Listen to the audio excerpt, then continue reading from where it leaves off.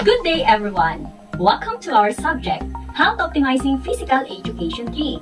This is your teacher, Annie. For today's lesson, you will engage in moderate to vigorous physical activities for at least 60 minutes most of the week in a variety of settings in and out of school. TikTok application on mobile phone is very common to teenagers nowadays, where they can express their emotions through their talents like dancing, acting, singing, cooking, etc. Let's focus in dance. Dance is a healthy physical activity with many far-reaching physical and psychological benefits. Dancing can be enjoyed in many forms and is for every age and ability.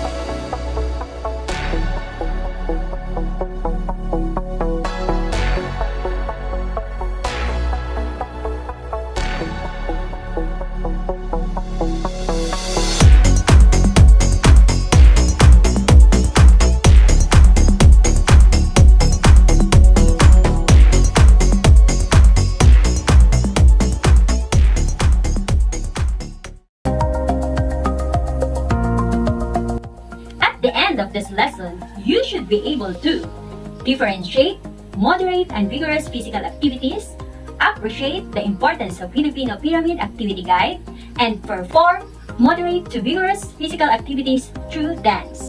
Before we begin to our lesson, let us review. Get your learning activity sheet and your pen. Draw a smiley if you think this statement is correct, and sad if it is wrong. Write your answer in your activity sheet. Number 1. A physically active person engages in 5 to 10 minutes of moderately vigorous physical activity 3 or more times a week. Number 2. Surfing the internet and watching different dance moves in YouTube greatly improve one's fitness. Number 3. One can help the community by sharing his or her knowledge and skills in dancing. Number 4. Brisk walking and dancing are activities which are of moderate intensity. Number 5. Zumba are risk factors for heart disease. Number 6. A normal nutritional status means that weight is proportional to height. Number 7. Proper execution of dance steps increases the risk of injuries. Number 8. Cheer dance and hip-hop dance steps belong to vigorous physical activity. Number 9. Swimming and playing basketball are vigorous physical activities. Number 10. An RPE or rate of preserved exertion of 10 means that the activity is very light. Please check your own work. Great! Now let's perform the next activity. Let's talk about your physical activity. Using your pen and LES, write inside the table the different physical activities you do every day. Identify if the activity belongs to moderate or vigorous physical activity. I will give you an example. Doing your household chores, for example, washing the dishes. Is it moderate or vigorous physical activity? Of course, you are going to write it in moderate physical activities because it only requires a moderate amount of effort. Now, it's your turn. Good luck!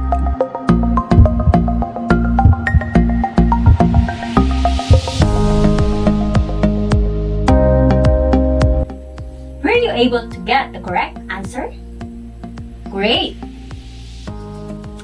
Moderate physical activity refers to activities equivalent in intensity to brisk walking or bicycling. Gets you moving fast enough or strenuously enough to burn off 3 to 6 times as much energy per minute as you do when you are sitting quietly, or exercises that clock in at 3 to 6 METs or METs. Vigorous physical activities produces large increase in breathing or heart rate, such as jogging, aerobic dance, or bicycling uphill. Burns more than 6 METs or MET. What is MET?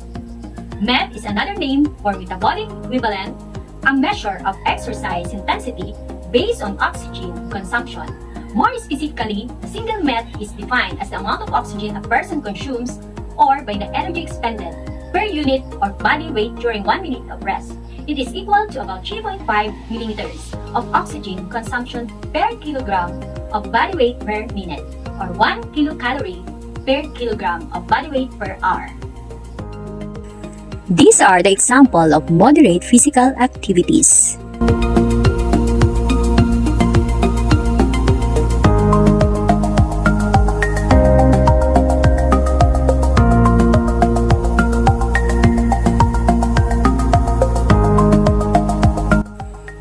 And these are the example of vigorous physical activities.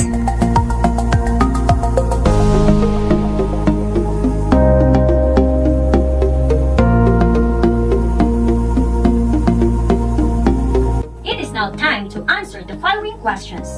I will be giving you 30 seconds to answer every question. Number 1. Why is it important to know your physical activity?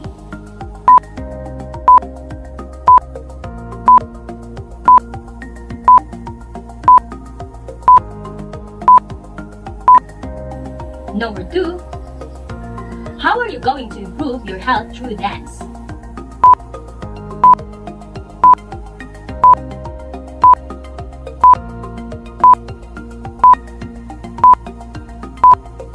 Very good! Moving on. This is the Filipino Pyramid Activity Guide, conceptualized by the Philippine Association for Overweight and Obesity. It is a diagram that indicates different suggested activities that one can do to be physically active and healthy. It uses words like minimally, often, regularly, or habitual. Now let me ask you, based on the Filipino Pyramid Activity Guide, do you consider yourself active or inactive person? Why?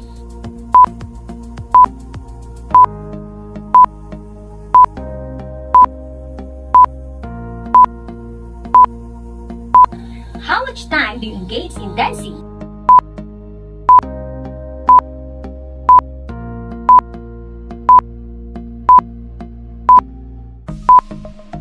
If you do not like to engage in dancing, which of the activities in the Filipino Pyramid Activity Guide will you choose as your hobby? Correct! Did you know that cheer dance is relatively new in the field of sports and dance, as it has only emerged during the early 90s as part of the cheerleading events?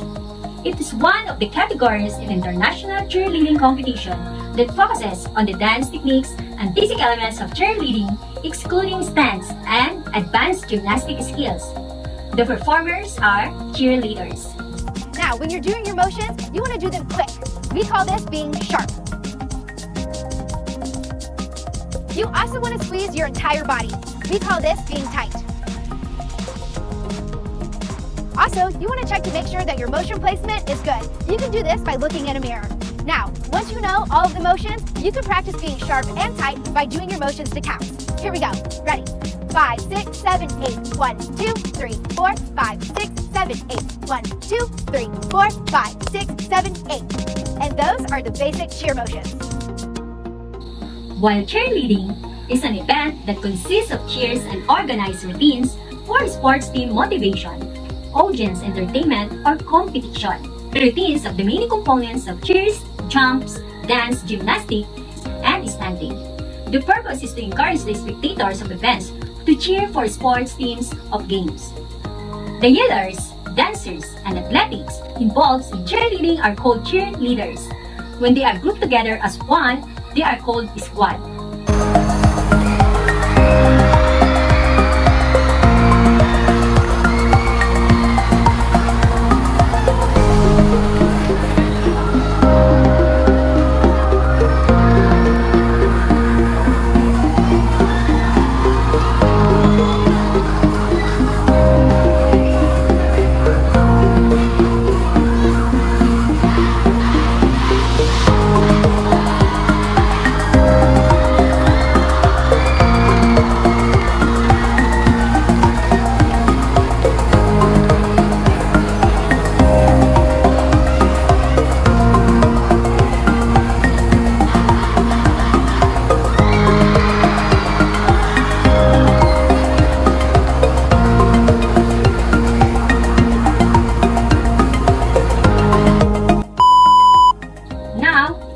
Learn the basic movements of cheer dance.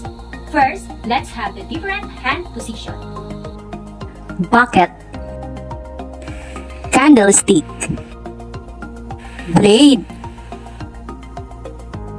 jazz hands, clap, clasp. Now, let's have the different arm position.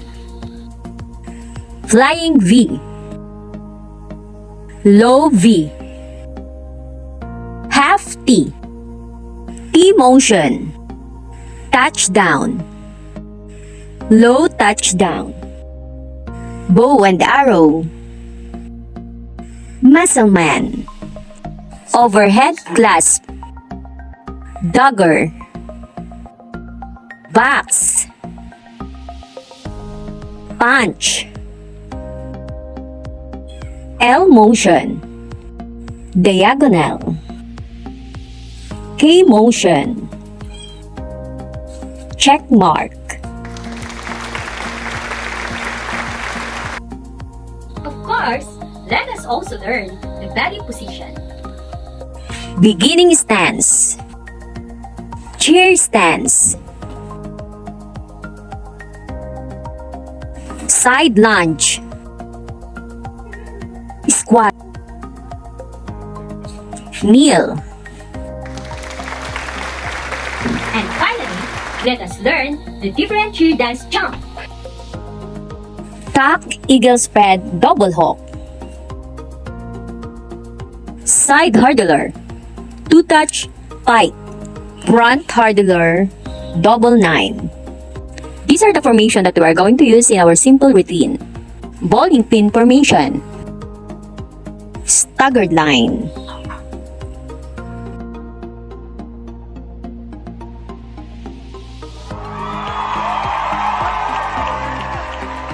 Were you able to master the different hand, arms, and variations? How about the cheer dance jumps? Great!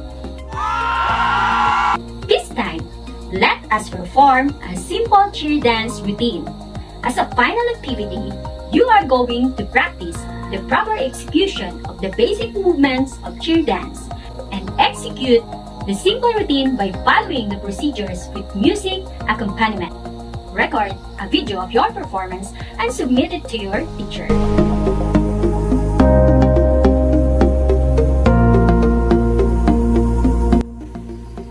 I will show you the figure number 1. Okay? So this is a bonus. Cheer stance, claps 1,